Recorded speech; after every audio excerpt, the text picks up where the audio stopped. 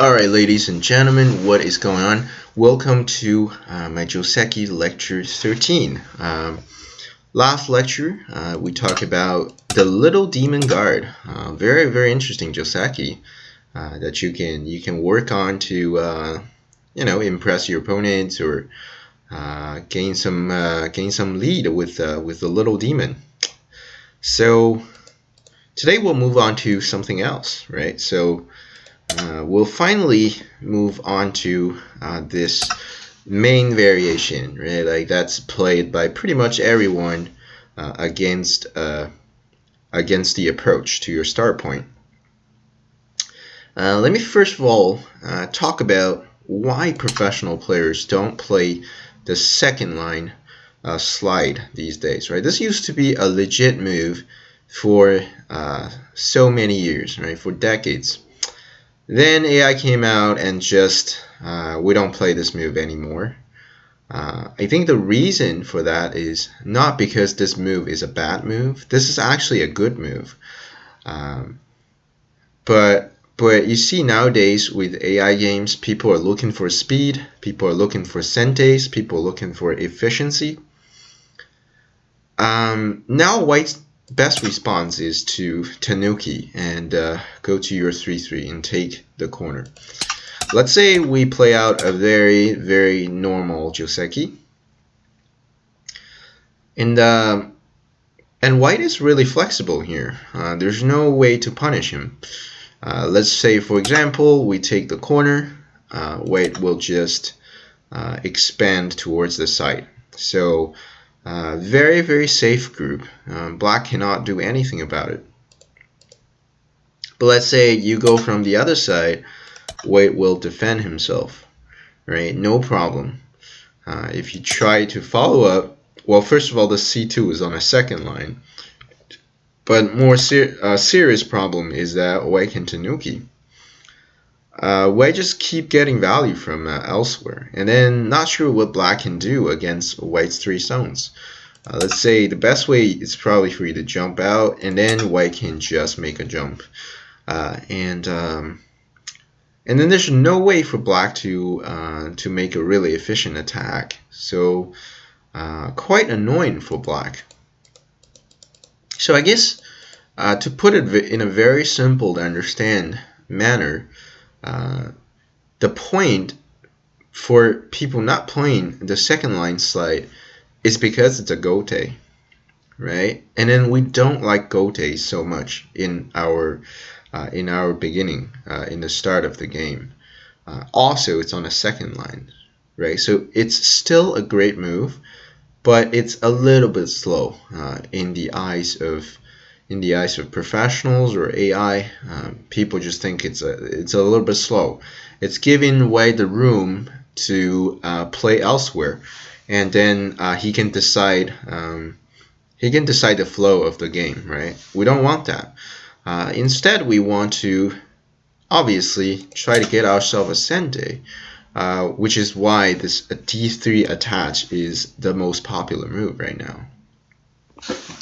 So you might have seen this D3 attach, and then I'm pretty sure most of you know how to respond to this, right? You just play out this one, and then you Atari. When a Black connects, White will connect over here, and then Black crawls back. We press him once, and then we Tanuki, right? We can go ahead and play elsewhere. So I personally think, for my viewers, I would think that it could be easier for Black to manage in this situation. Because first of all, there's a big endgame for Black, that is to Atari at C4, right? Secondly, it feels like White is all squeezed in this area, right? Like it's not doing too much. A little bit over concentrated, especially where if we look at how close the C6 is to our wall here. So it might seem to you that it's not doing much. White is not doing much. And Black got himself a safe group, a little bit territory, and obviously whenever White extend here, black can respond by making more points and make himself really, really safe. So, like, maybe at your level, I don't know what your level is, but let's say you're not like there yet, you're not like 6 dan or 7 dan yet. How easy it is for you to appreciate this main variation, which I will still talk about in later videos.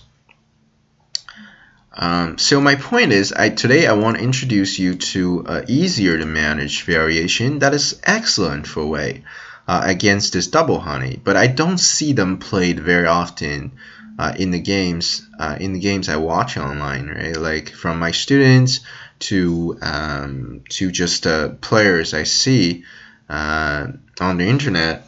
Most players just like, oh well, I'm gonna follow the trend and I'm gonna play out this one and that's it. But I think I have a suggestion that's a lot easier for you to manage. That is for you to extend at B3. All right. So why give up our corner, right? Like why not try to protect part of that corner and get ourselves some territory? That's an excellent move. So black now has 2 choices, but only one is good. The other one is really not so optimal. So let's look at the not so optimal one. Is for black to make a tiger's mouth. So this is a solid move. However, when white extends, which is a very, very good move, black is black's in a bit awkward situation, right? Like so, this group is not completely alive, and white is just very, very solid. If black now plays this one, this is obviously very, very good for white, because white did not exchange this E3 Atari. If you have watched a lot of games, you'll probably know this variation that I will also talk about, right? So this is a Joseki, right? But now as we can see, the difference is that white did not exchange this E3. And that's really good for white because white has more liberties. So this is an equal position, just remember it. And then let's look at what happened here. White decides to extend, black plays this one, and white plays this one, and black plays this one. Huge difference. White did not exchange this bad exchange. This is bad because it just tightens white's liberty by 1. And that liberty makes a difference. And let me just quickly illustrate. I think it's necessary for me to illustrate why it makes a difference. So let's come back to this one. Now let's say white tanukis. Later on, black has this really annoying move at E6. White needs to be careful now. So if he tries to get out and make himself comfortable, black has some sort of harassing move like this, right? So since now white has really tight liberty, this is really not so easy to respond, right? Let's see, you play this one, check. There's problems, right? Like so now I'm threatening this one. If you play this, there's some problems. But if you protect this one, check. Now I can cut. You cannot kill me because that's a suicide.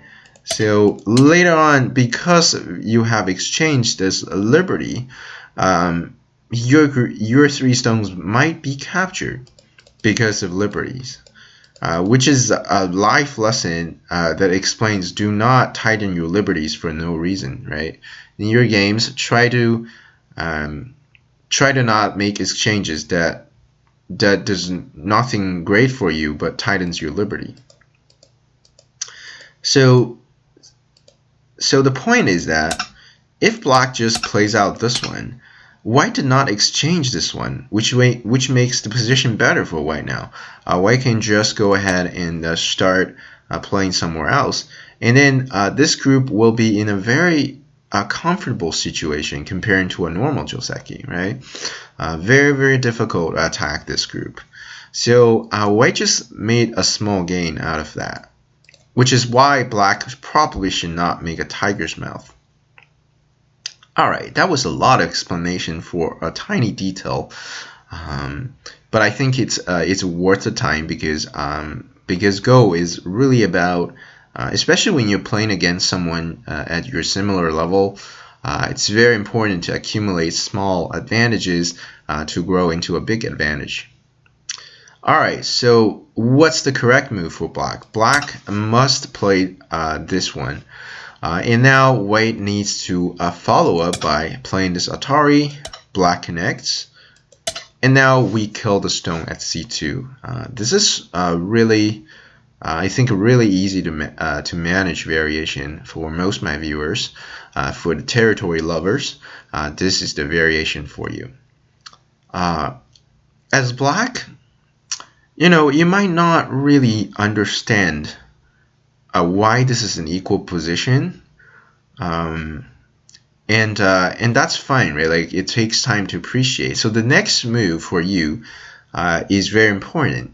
Let's say, for example, you play this Atari, which looks super normal.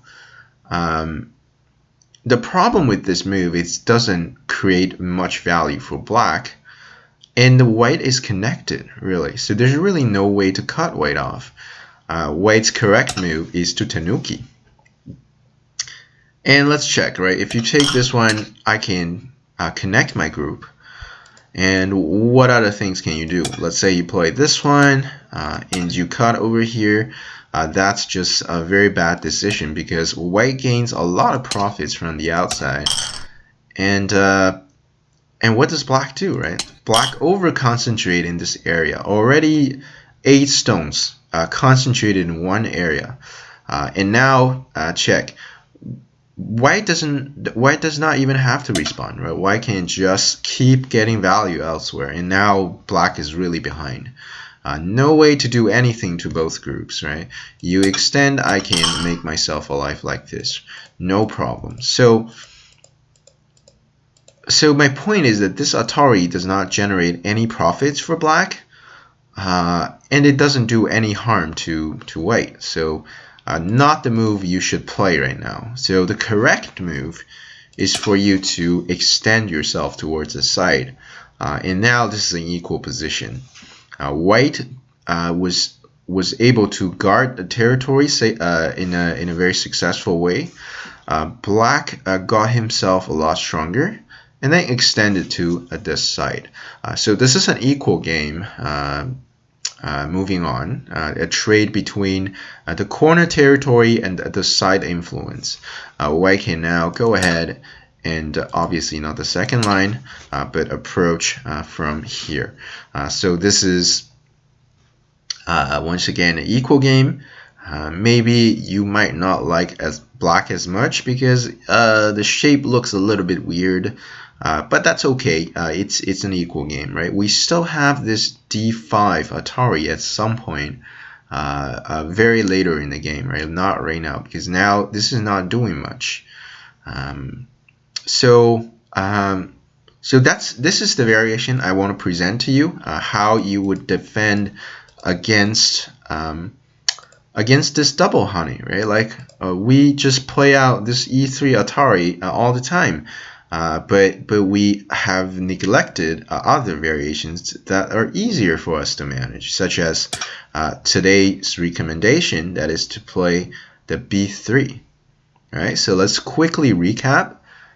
If black plays the tiger's mouth, we gained like a very small advantage from this exchange, right? If black pushes, now our group is a lot safer than before. So that's very good for us. And then the way you can, there's a lot of moves you can play to continue. You can be more of a destroyer. You can come in and break this moyo up. You can go ahead and take more territory.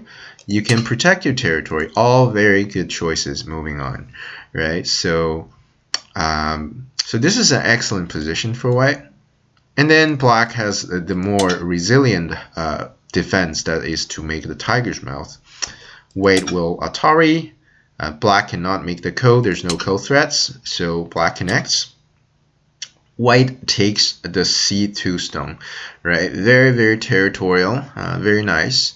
And remember, black should not play a good-looking but not so practical move, right? So rather, Go is about territory, is about building moyo. We need to extend to the side and build a moyo. And white will not rush to extend at d5 because it's just not big enough. So white will approach from r6, and this will be an equal game moving on. All right, so very simple variation that your opponent might not have seen before, right? Like this is not played so often. Obviously, we'll cover the main variation in later videos, but for now, this is an excellent defense that I recommend to my viewers. Very practical, very territorial, and easy to manage. All right, if you liked the video, give a thumb up, and don't forget to subscribe to my channel for more Joseki lectures whenever they come out. Thank you very much for watching, and I'll talk to you guys next time.